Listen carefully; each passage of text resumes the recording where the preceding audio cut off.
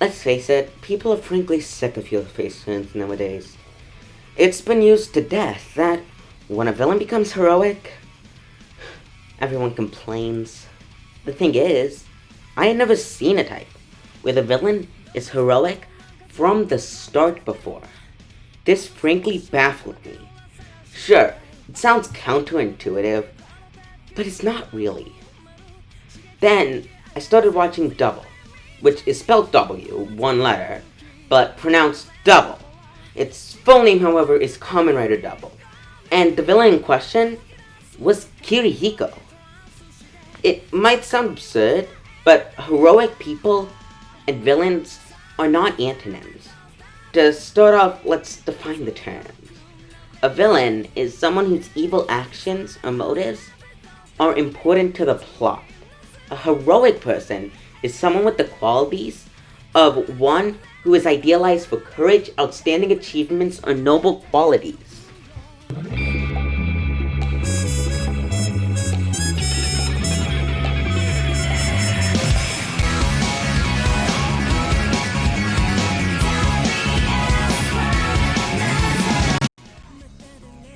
Kirihiko Sudo was one of the first main characters from Kamen Rider Double. He was a villain, part of the Sonozaki family, through marriage to his wife, who he loves. Dealing Gaia memories, which, to put it simply, are drugs that also give you a monster form on consumption. This right here makes him a villain, dealing drugs. Or does it? As one of our main characters, Philip, says in the crossover movie with Kamen Rider Decade, 拳銃を作っている工場の人間は犯罪者か。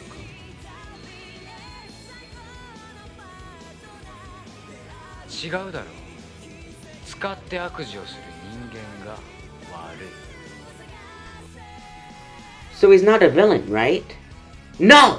He fights our main character, Double, the superhero form of Shotaro and Philip combined, multiple times. However, he never puts anyone in the way of his fights with them. And compared to almost every other dopant, which are the monsters, that we see, he's an outright saint. However, we start to learn more about him in Farewell N, the 17th and 18th episodes, which had the subtitle of Memory Kiss and The Friend with the Wind.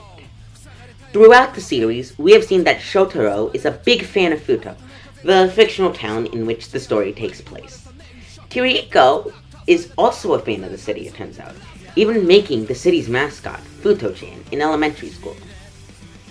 Additionally, upon finding out that Gaia memories were distributed to teenagers, he not only helps Double in a fight, but he even lets Double go unharmed afterwards.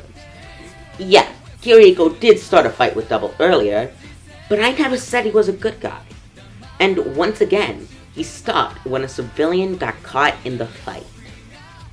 He then starts an investigation on the situation. He finds out that his father-in-law gave those kids the Gaia memory, wanting to evolve as much as possible. And 15-year-olds were the best way to do it.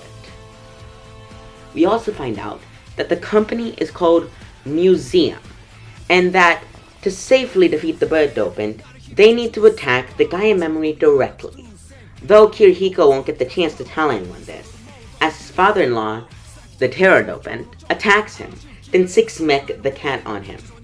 Thanks to Akanehime, a famous radio personnel with a crush on Philip, the clay doll dopant, and Kirihiko's sister-in-law, Kirihiko escapes, and he rushes off to save the bird dopant's user. He rushes to the scene, saving Double and holding down the bird dopant. He makes the bird Gaia memory resonate and tells Double to shoot it, risking his life. Luckily, Kirihiko survives. He heads out, however, but not without giving Double a precious treasure, a Futo-chan keychain, which he had promised to give him earlier. Only 50 of these were ever made. However, the saddest part is he asked his wife to meet with him on a rooftop, telling her all the evils of the Sonozaki family and asking her to leave with him. His wife, the one thing he loved more than Futo, kills him in cold blood. The worst part, we get introduced to Teruri Ryu after this, a transfer into Futo's police department who has a Gaia memory, the Axel memory.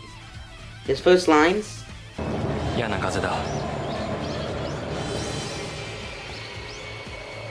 だから嫌いなんだよこの街は and this guy, who is he?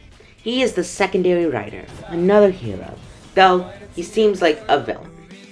Kamen Rider Double. He's worse than the Dopant. He almost kills someone. He's motivated by revenge.